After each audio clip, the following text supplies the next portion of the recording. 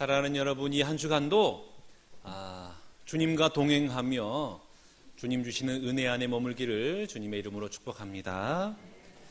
지금은 고인이 되셨지만 한국신학대학 학장을 역임하신 김정준 목사님께서 젊은 시절에 결핵에 걸려서 마산 결핵요양원에 있을 때였습니다. 병세가 너무나 심각해서 아무도 돌보지 않는 영안실 옆에 있는 병실에 머물고 계셨는데 어느 날 이 병실에 나비 한 마리가 들어왔대요. 나비가 들어오긴 들어왔는데 나가는 곳을 몰라가지고 창문을 계속 이 나비가 이제 부딪히고 있었던 겁니다. 그러니까 이 나비의 모습을 보면서 자유롭지 못한 자신의 신세와 비슷하다, 이런 생각이 들어가지고 그냥 힘도 없는데 침대에서 힘들게 일어나서 나비를 자유롭게 해줘야 되겠다.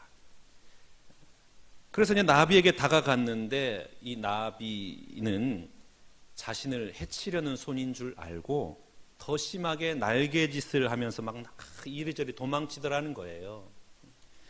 여러 번 시도 끝에 결국 나비를 창밖 자유로운 세상으로 내보냈는데 이 김 목사님께서 이 일을 통해서 자신의 무지했던 이 과거를 되돌아보게 된 겁니다.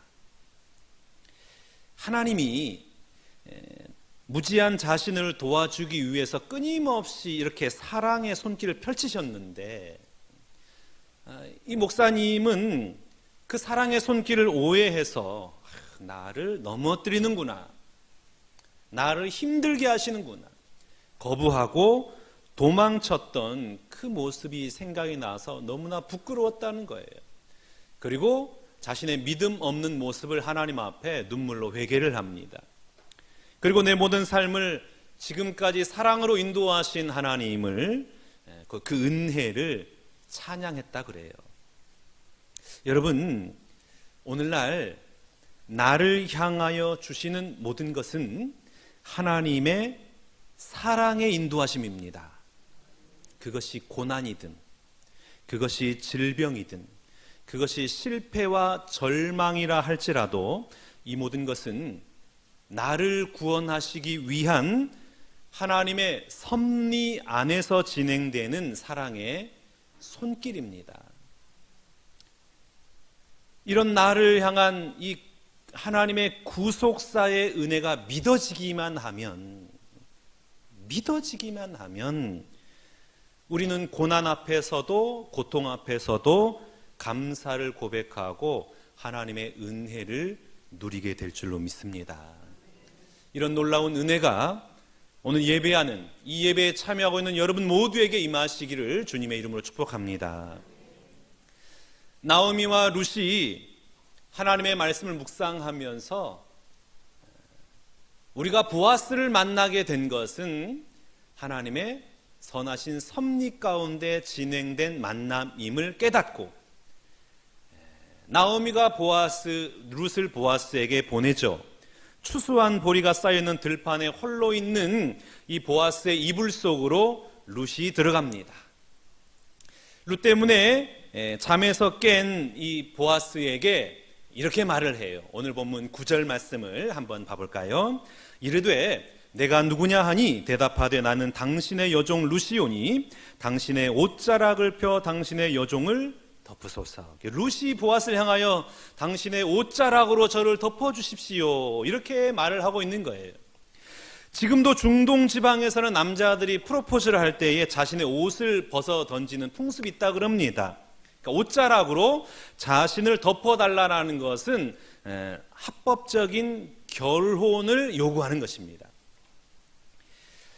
제가 청년부 지도할 때에 수련회 가서 보면 가끔 이 날씨가 쌀쌀한 밤에 여자 청년이 남자 청년의 상의를 걸치고 있는 것을 볼 때가 있어요. 그것은 두 사람이 상당한 수준에 접근했음을 의미합니다. 그리고 얼마 지난 이후에 손을 꼭 잡고 결혼하겠다고 찾아와요. 그러니 여러분, 옷을 함부로 줄 것도 아니고 옷을 걸쳐준다고 함부로 입어서도 안 되는 거예요. 아주 이 상당한 수준에 접근한 것이기 때문에 늘 항상 경계하고 조심해야 됩니다. 우리 하나님이 뭐라고 말씀하시는지 봐볼까요? 에스겔서 16장 8절 말씀입니다. 내가 내 곁으로 지나며 보니 내 때가 사랑을 할 만한 때라. 내 옷으로 너를 덮어 벌거벗은 것을 가리고 내게 맹세하고 언약하여 너를 내게 속하게 하였느니라. 나 주 여호와의 말씀이니라. 하나님 뭐라고 말씀하세요? 하나님의 옷자락으로 벗은 이스라엘을 덮어서 이스라엘을 내 신부로 맞이하겠다. 그러니까 옷을 덮어준다는 의미는 무엇입니까? 결혼하겠다는 거예요. 오늘 룻이 당신의 옷자락으로 나를 덮어주옵소서 이렇게 고백한 것은 자신을 보호해달라는 말입니다. 나를 책임져달라는 것이에요. 나의 남편이 돼서 나를 따뜻하게 해달라는 정중한 청혼을 지금 하고 있는 것입니다. 여러분, 오늘 이 본문 말씀을 통해서 하나님께서는 우리에게 아주 커다란 메시지를 주고 있어요. 그게 뭐냐? 하나님의 섭리를 믿는 자들이 이 땅을 살아가는 자세, 그 태도에 대해서 말씀을 하고 있습니다. 첫 번째, 하나님의 섭리를 믿는 자는 인내의 삶을 살아갑니다. 오늘 보면 10절 말씀 한번 봐볼까요? 그가 이르되 내 딸아, 여호와께서 내게 복 주시길 원하노라. 내가 가난하건 부하건 젊은 자를 따르지 아니하였으니 내가 베푼 인애가 처음보다 나중이 더하도다. 보아스가 룻 보고, 야, 너 어떻게 이렇게 인애를 베푸니? 너무너무나 귀하다. 인애가 무엇인가요? 룻기 1장 8절 말씀에 이 인애라는 단어를 선대하다로 표현했잖아요. 히브리어로 헤세드라 그랬습니다. 헤세드.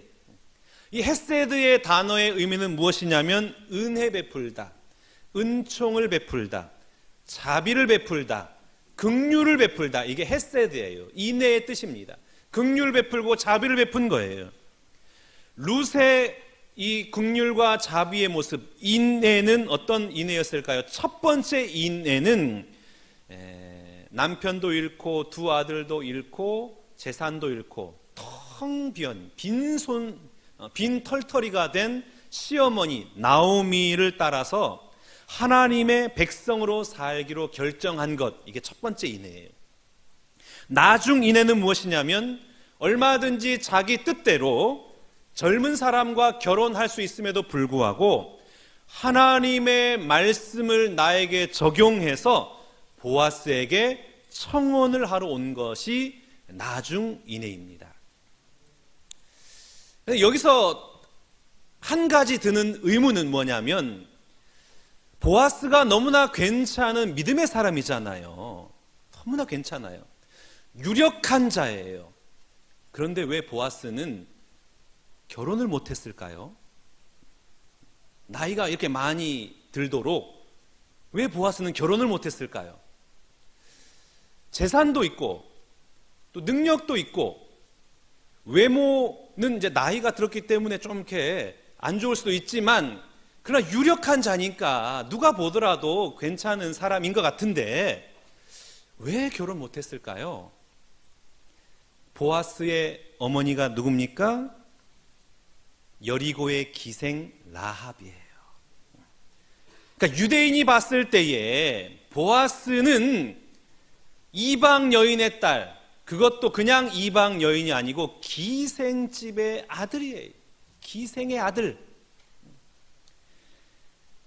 그러니까 보아스의 출신을 생각하면 결혼하기가 꺼려진 거예요. 그 누구도 자신의 딸을 보아스에게 주려고 하지 않았을 겁니다. 보아스는 늘 어머니의 출신이 붙어 다녔어요. 선입견이죠. 우리 모두에게도 선입견이 있어요. 고정관념, 편견이 있어요. 우리 사회의 고질적인 편견과 선입견 가운데 하나가 학벌입니다. 그 사람의 학벌. 한 청년이 이렇게 조용히 찾아와서 자신의 심적 고통을 털어놓기를 자기는 지방대학을 나왔대요. 비록 지방대학이지만 그래도 괜찮은 학교고 자기가 정말 열심히 공부해서 자격증도 몇 개를 취득했대요. 그래서 대기업에 취직을 하려고 입사 서류를 냈는데 좀처럼 연락이 오지 않더라는 거예요.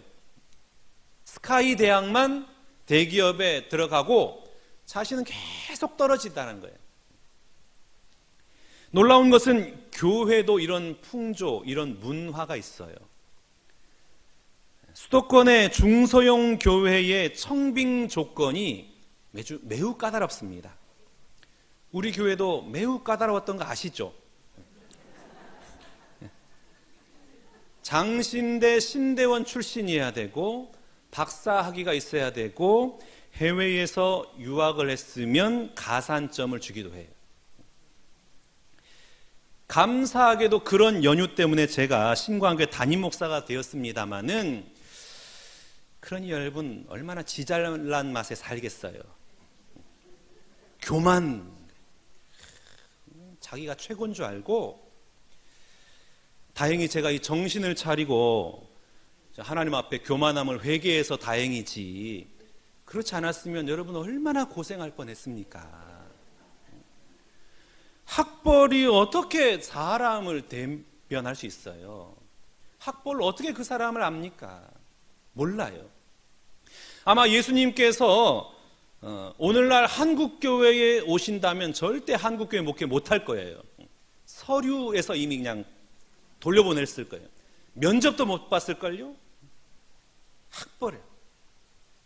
또 다른 하나는 그 사람의 배경입니다. 우리가 한 사람을 평가할 때에 참 배경을 너무나 중요하게 생각해요. 고향이 어디냐? 지역에 대한 편견과 선입견 때문에. 부모는 뭐 하시냐? 그 집안의 배경에 대한 편견. 학교는 어디 나왔느냐? 이런 배경 때문에 우리가 사람을 제대로 평가하지 못할 때가 너무나 많이 있습니다.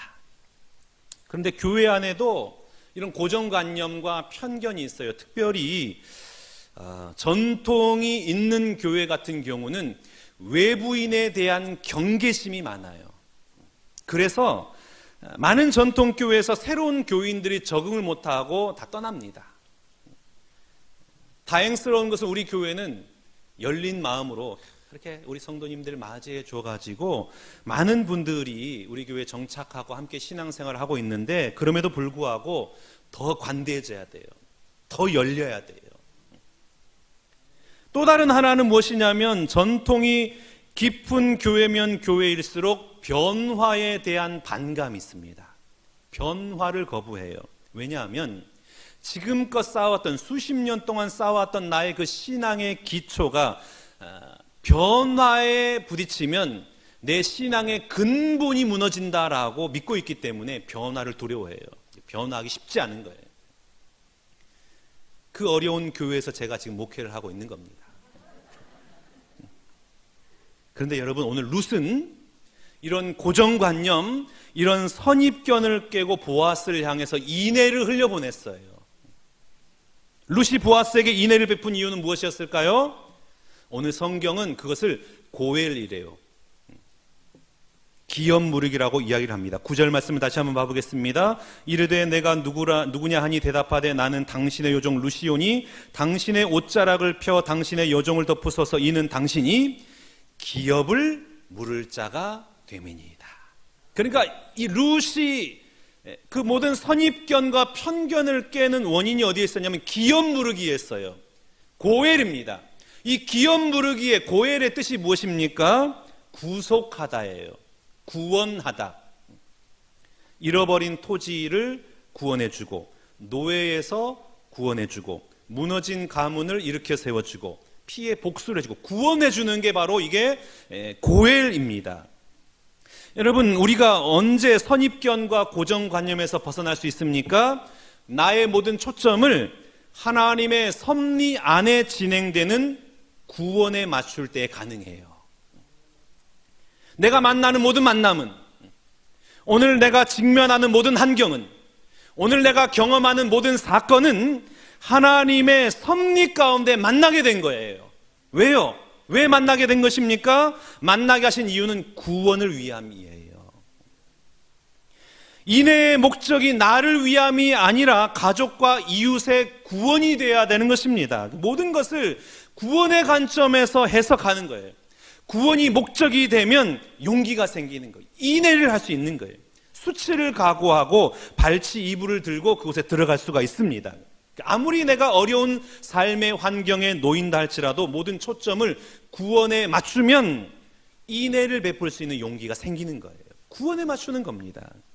그런데 여러분, 여기에서 보아스가 룻을 보고 하는 말이 네가 베푼 인애가 처음보다 나중에 더하도다 말하고 있잖아요. 그러니까 이 룻의 인애가 처음보다 나중에 더한 거예요. 우리의 모든 삶이 처음보다 나중에 좋아야 됩니다. 처음에는 원대한 포부를 가지고 시작했다가 나중에 용두사미가 되면 안 되는 것이죠. 사랑도 연애할 때보다 결혼해서 사랑이 더 깊어져야 되는 거예요. 그런데 우리는 어떤 시대에 살고 있습니까? 결혼은 사랑의 무덤이다. 이런 말을 쓰면서 야, 결혼하면 너 큰일 날 텐데 이렇게 걱정한단 말이에요. 사람도 만날수록 진국이 돼야 되잖아요. 만나면 만날수록 그 사람의 허물이 보이고 실망하면 안 되는 거예요. 만나면 만날수록 감동이 되는 그런 사람이 되시기를 주님의 이름으로 축복합니다. 어떻게 그런 사람이 될 수 있어요? 구원에 초점 맞추는 거예요. 가정, 결혼하는 목적을 행복에 맞추면 안 돼요. 거룩에 맞추고 구원에 맞추는 거예요. 내 가정을 통하여 하나님의 구원의 역사가 나타나기를. 믿음도 처음 믿었을 때보다 횟수가 더할수록 더 깊어져야 되는 거예요. 어떻게 깊어질 수가 있습니까? 내가 어떻게 하면 하나님의 복을 받을까? 여기에 있으면 깊어지지 않아요. 나의 모든 초점을 구원에 맞추는 거예요. 어떻게 하면 내가 하나님의 구원의 은혜에 동참할까? 어떻게 하면 내가 하나님의 구원의 열매를 맺을 수 있을까? 여기 구원에 맞출 때에 처음보다 나중에 믿음이 훨씬 더 괜찮고 깊이를 더할 수가 있는 것입니다. 여러분은 하나님의 놀라운 계획, 하나님의 그 선한 섭리, 하나님의 인도하심을 믿고 계십니까? 그렇다면 여러분을 통하여 하나님의 헤세드가 나타나기 원합니다. 인애의 삶이 나타나야 돼요. 여러분의 삶은 인애의 삶을 살고 있습니까? 그 인애가 처음보다 점점 커지고 있나요? 그리고 구원의 열매가 여러분을 통하여 나타나고 있습니까? 하나님의 섭리를 믿는 사람은 인애의 삶을 살아가요. 상대방이 어떻게 반응하든 상관없이 나는 하나님의 백성답게 살겠다는 자세로 인애의 삶을 살아가는 여러분 모두가 다 되시기를 주님의 이름으로 축복합니다. 둘째, 하나님의 섭리를 믿는 자는 자기 중심적 생각을 포기합니다. 12절 13절 말씀 봐볼까요? 참으로 나는 기업을 물을 자이나 기업 물을 자로서 나보다 더 가까운 사람이 있으니 이 밤에 여기서 머무르라. 아침에 그가 기업 물을 자의 책임을 내게 이행하려 하면 좋으니 그가 그 기업 물을 자의 책임을 행할 것이니라. 만일 그가 기업 물을 자의 책임을 내게 이행하기를 기뻐하지 아니하면 여호와께서 살아계심을 두고 맹세하노니 내가 기업 물을 자의 책임을 내게 이행하리라. 아침까지 누워 있을지니라 하는지라. 여러분, 룻과 보아스의 이 대화에 있어서 특별히 13절에 있어서 계속해서 반복되어서 나타나는 단어가 있어요. 그 단어가 뭘까요? 책임입니다. 보아스는 룻을 책임지겠다라고 4번이나 반복을 해서 말을 합니다. 보아스는 룻을 어떻게 책임지겠다고 말을 할까요? 우리가 읽진 않았습니다. 14절 말씀을 보면은 이렇게 기록을 하고 있습니다. 14절 말씀 봐보세요. 룻이 새벽까지 그의 발치에 누웠다가 사람이 서로 알아보기 어려울 때 일어났으니 보아스가 말하기를 여인이 타작마당에 들어온 것을 사람이 알지 못하여 할 것이라 하였습니다. 새벽 일찍 깨워가지고 보낸 거예요. 왜 새벽 일찍 보냈습니까? 한 사람이라도 들키면 룻이 보아스를 유혹했구나. 그래가지고 룻은 모압으로 추방당할 수도 있습니다. 그리고 보아스가 기업 물을 1순위가 아니잖아요. 그 1순위의 권리를 침해하는 것이 되는 거예요. 기업 물을 수가 없게 되는 겁니다. 꼬이게 되는 것입니다. 그래서 룻을 일찍 일어나서 집으로 보낸 거예요.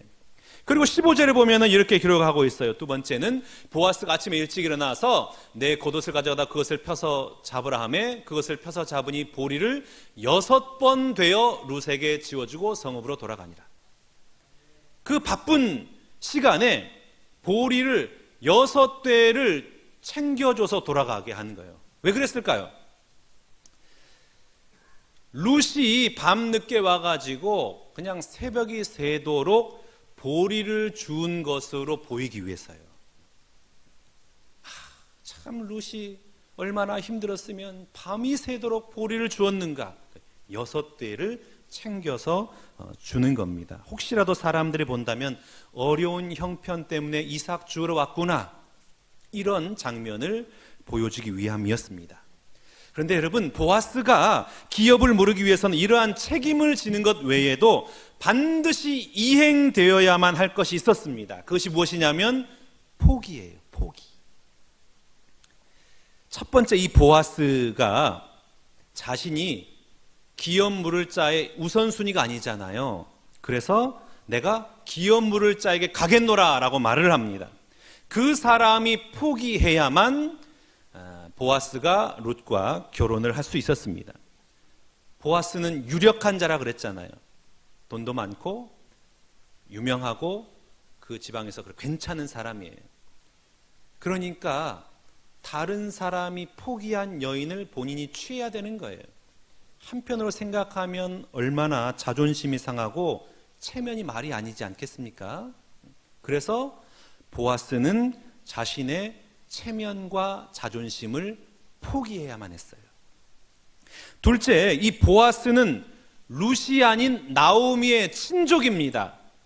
그러니까 보아스와 결혼할 첫 번째 대상은 누구예요? 나오미예요. 그러니까 나오미가 자신의 기업 물을 권리를 포기해야만 룻과 보아스가 결혼할 수 있었어요. 나오미도 자신의 기업 물을 권리를 포기합니다. 그리고 마지막 룻은 얼마든지 젊은 남자와 만나서 결혼할 수가 있었습니다. 그런데 젊은 남자와 결혼하기를 포기해요.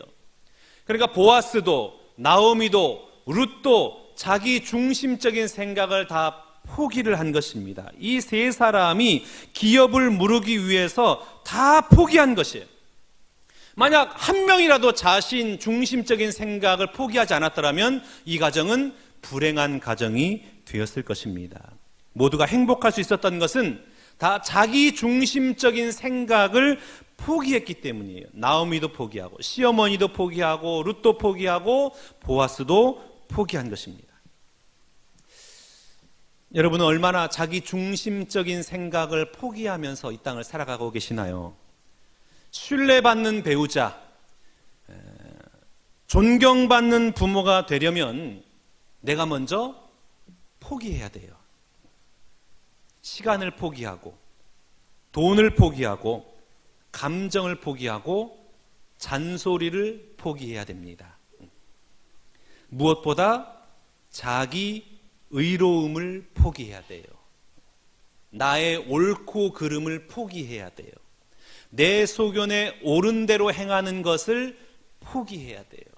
그래야 가정에 행복이 임하고 그래야 그 가정에 하나님의 은혜의 복이 임하는 것입니다. 여러분은 신뢰받는 부모와 남편과 아내가 되기 위해서 포기한 것이 무엇인가요? 시간을 포기하셨나요? 돈을 포기하셨나요? 잔소리를 포기하셨습니까? 나의 의로움을 포기하셨습니까? 내 중심적인 생각을 포기할 때에 하나님의 섭리가 더욱 선명해져서 하나님의 인도함을 받는 은혜가 임하게 될 줄로 믿습니다. 세 번째, 하나님의 섭리를 믿는 자는 일하시는 하나님께 맡겨드립니다. 18절 말씀 봐보겠습니다. 이에 시어머니가 이르되 내 딸아 이 사건이 어떻게 될지 알기까지 앉아있으라. 그 사람이 오늘 이 일을 성취하기 전에는 쉬지 아니하리라 하니라. 아멘. 나오미와 룻은 본인들이 할 수 있는 일을 다 했습니다. 그리고 그 다음은 하나님께 맡기는 일이에요. 발치 이불을 들고 들어갈 정도로 적극적으로 나아가야 할 때가 있고, 그리고 하나님의 때를 기다려야 할 때가 있는 거예요. 룻기 3장 이 18절 말씀을 보면 나오미의 마지막 말이 어떻게 되어 있습니까? 그 사람이 쉬지 아니하리라, 이렇게 마무리가 돼요. 그러니까 나오미는 보아스가 이 일을 결코 쉬지 않을 사람임을 신뢰했습니다. 기업 물을 것을 위해서 열심히 일할 것임을 나오미가 신뢰했습니다. 그러나 무엇보다 중요한 것은 하나님의 섭리 가운데 보아스를 만나게 하신 이 하나님이 이 일을 성취하기 전에는 결코 쉬지 아니할 것임을 믿고 하나님 앞에 맡겨드린 것입니다. 여러분, 오늘 우리가 나를 향한 하나님의 선하신 섭리를 믿고 어떤 어려움 속에서도 포기하지 않고 용기 있게 그 믿음의 길을 걸어간다면 우리 하나님은 그런 나를 위해 결코 쉬지 아니하시고 일하셔서 반드시 구원의 은혜를 허락해 주실 줄로 믿습니다. 나오미와 룻은 자신들이 해야 할 일을 최선을 다했어요. 일을 하지 않고 가만히 있으면 어떻게 되겠습니까? 그걸 게으름이라 그러죠. 일을 하지 않고 가만히 있으면 보아스가 움직이지 않아요. 자신의 일을 최선을 다해서 일을 한 겁니다. 여러분, 오늘 내가 해야 할 일을 최선을 다하여 일을 하고 그리고 하나님께 맡겨드렸다면 그 결과 역시 하나님의 최선의 결과입니다. 이게 믿음이에요. 하나님께 맡겨드리고 내게 주어진 결과가 내가 원하는 결과가 아니라 할지라도 내가 원튼 원하지 않든 믿음으로 최선을 다하고 하나님께 맡겨드린 일이 내게 주어진 결과는 나에게 최선의 결과예요. 이걸 믿음으로 받아들이는 것입니다. 내가 최선으로 열심히 일을 했는데, 열심히 공부를 했는데 시험에 떨어지게 하셨어요. 그러면 그 결과를 받아들이면 돼요. 왜 내게 이런 일을 행하셨습니까? 원망할 거 없어요. 나는 최선을 다했고 믿음을 맡겨드렸으니 받아들이면 되는 거예요. 또 다른 때를 기다리면 되는 것입니다. 내가 일평생 주님을 위해서 충성하고 헌신을 했는데 질병에 걸렸어요? 그러면 그 역시 믿음으로 해석하면 돼요. 하나님, 어떻게 이럴 수 있습니까? 나에게 이런 일이 어떻게 일어날 수 있습니까? 원망하고 한탄하고 불평할 것이 아니라 믿음으로 받아들이는 거예요. 왜요? 하나님의 일을 하심의 결과가 그것이란 받아들이는 거예요. 내가 정말 열심히 밤낮 일을 했어요. 일을 했는데 그런데 내가 실직을 했어요. 그러면 그 역시 받아들이는 것입니다. 내가 믿음으로 열심히 일을 했고 하나님께 맡겨드렸는데 그 결과가 실직이라면 하나님의 일하신 결과가 그것인 거예요. 그러면 믿음으로 받아들이는 거예요. 이 길이 닫혀지면 다른 길이 열릴 것이에요. 이게 믿음입니다. 여러분은 오늘 나에게 허락된 그 시간 속에서 최선을 다해서 일하고 계십니까? 그리고 내게 주어진 그 결과가 쉬지 않고 일하시는 하나님께서 주신 것으로 받아들이고 있습니까? 베드로전서 5장 7절 말씀 봐보겠습니다. 너희 염려를 다 주께 맡기라. 이는 그가 너희를 돌보심이라. 아멘. 사랑하는 신관계 성도 여러분, 여러분을 향한 하나님의 선한 섭리를 믿으십니까? 그러면 인내의 삶을 살아가시기 바랍니다. 자기 중심적 생각을 포기하시기 바라요. 무엇보다 삶의 현장에서 최선을 다하고 그 결과는 하나님 앞에 온전히 맡겨드릴 수 있기를 바랍니다. 그리하면 오늘도 쉬지 않고 일하신 하나님께서 나에게 꼭 맞는 은혜의 결과물을 허락해 주실 줄로 믿습니다.